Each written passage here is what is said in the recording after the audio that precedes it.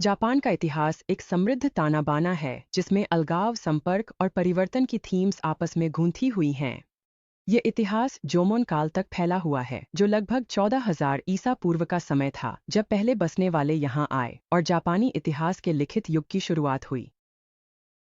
ये प्रारंभिक निवासी शिकारी, संग्रहकर्ता और बाद में कुशल कुम्हार थे, जिससे एक ऐसी समाज की स्थापना हुई जो अपनी अनूठी मिट्टी के बर्तनों की संस्कृति के लिए जानी जाती है।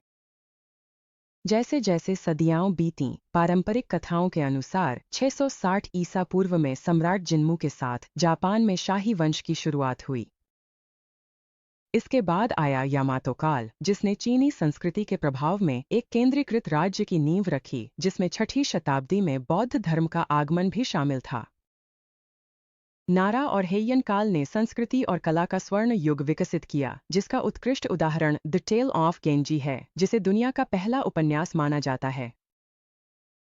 फिर भी यह परिष्कार का युग उस सामंती अराजकता से बिल्कुल विपरीत था जो इसके बाद आई।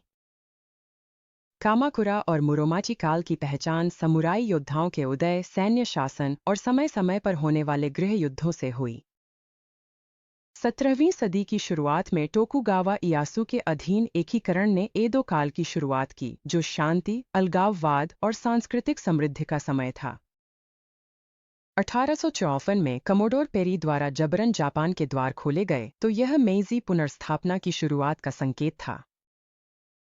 इस काल में जापान ने तेजी से आधुनिकीकरण और औद्योगिकरण किया, पश्चिमी तकनीक और शासन प्रणालियों को अपनाकर खुद को एक विश्व शक्ति में बदल लिया।